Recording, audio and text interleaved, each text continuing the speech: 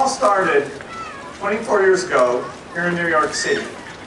1983, Microsoft committed the company to graphical user interface. And everywhere the machines could barely keep up on displaying the text. The Windows could barely fit in memory. It took us 2 more years to get it all put together. And even explaining why we believed in graphical interface was very tough. But that was our bet. Our bet that not only could we do fantastic things with Windows, but it would become a platform that the software industry would build on. And that it would unleash an opportunity for hardware partners to do amazing things. It was 12 years later that finally we could say our vision of graphics interface had succeeded. With Windows 95 and Office 95, there was an incredible level of excitement. Those products brought unbelievable features like long file names. Can you imagine? 32-bit computing. And it really drove graphical interface into the mainstream. It led the software industry that had been built up around Windows to an incredible level of success. In fact, Windows became the majority of all software sold on all computers. And compatibility thrived with more and more manufacturers building great Windows machines. And so here we are 12 years later. It's a very different industry today, far larger and tackling a much broader range of tasks. In fact, we can say that 12 years ago it was pretty narrow. It was creating documents, hoping you could print those documents.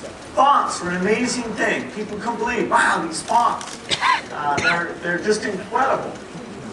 But we didn't have instant messaging. The internet was in its infancy. The browser was kind of an obscure feature that first came with Windows 95. And things like digital photography, or moving telephony onto the internet, or TV onto the internet, or digital buying and selling with all the world's marketplaces made more efficient through digital approaches. Those were just a gleam in our eye. There were a fifth as many PCs as there are today. Today, the vision of the digital lifestyle has really become mainstream. We talk about this as the digital decade because it's now that we take the idea of everyone taking digital photographs for granted, or being able to organize their music on the PC for granted, or being able to use Media Center to record TV shows, being able to get the very best games and play online with other players. So everything's becoming digital. And the platform allows people to be creative and build new applications and show off new hardware advances. That's a central element that allows it all to thrive. So Windows 95 was key to its era, and Windows Vista is key to the era we have today. Broadband penetration is going up every year.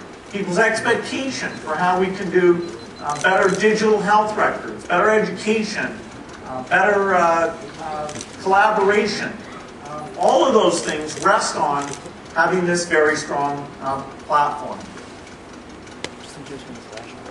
Homes are expecting now to have integration, to be able to get their photos up in their living room, to be able to organize things in a rich way. Users don't want to move from device to device and have it all be different for them. And so as things have gone digital, people have very, very high expectations. They want to be able to take their computers with them. In 1995, there were no portable machines, not to mention concepts like a tablet computer that would bring something like ink into the way that you interact with the machine. People want their PCs now to work with their phones, which have become incredibly smart, and also a device that runs software. You want to move back and forth and have that be something that's completely seamless. So Windows has this exciting central position, a position that is used by thousands and thousands of companies to build their products. So it's been 12 years since we brought Windows and Office together, done a release where we're just showing off the platform with Office innovation, a breakthrough there, and the breakthroughs in Windows coming out together. What kind of innovations are we talking about? Well, we don't have time to list them all, but I like to group them in the following way. I think of features that make it all easier. This is where we get things like search, or the Office ribbon, the Flip 3D, the thumbnail previews. Lots of things in that category of just making it easier. Because after all, people have a lot more files, a lot more photos, a lot more music, and we've got to make it simple to move around and find those things without forcing the user to do a lot of work on their own. The second category I think of is safer. And there's a lot here because as the internet has become mainstream, the issue of making sure your information is protected, that you don't lose it, that you understand your privacy, and software is not working against you, that's become very important. So here we have the new IE capabilities, anti-phishing, anti-spyware, parental controls, a lot of things so that you have safety without having to spend a lot of time thinking about it. Then I think about entertainment. This is where all the great new games that use DX10 come in. We've got some neat free games to go along with it.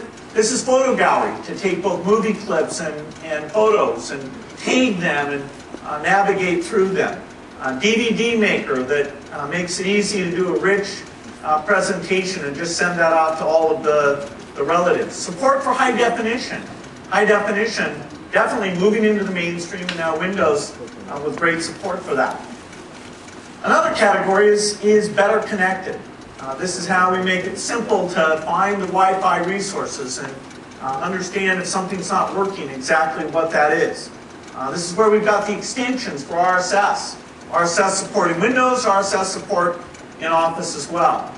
XML capability throughout the system. Lots of APIs that relate to that, and Office itself, even using XML file formats. That's a standard that Microsoft got behind and has really gotten a critical mass for the entire industry, facilitating exchange of information in a very rich way. It's definitely a platform for innovation. And we've opened it up, and already we're seeing partners doing great things. There are two ways that people are going to get a hold of these products. With Vista, you can upgrade on the machine that you've got today. We've made that easier than ever. People just go to the Windows Vista Upgrade Advisor and then they run that. It'll tell them exactly what they need to do, what's going on with their system. Or, of course, they can get that with a new system. Well, the best way to understand all the enthusiasm that you're hearing from Microsoft is to actually see the product running. So let me introduce Mike Siebert, Corporate Vice President. Come up and give us a quick glimpse of Windows Vista and Office 2007. Welcome, Mike.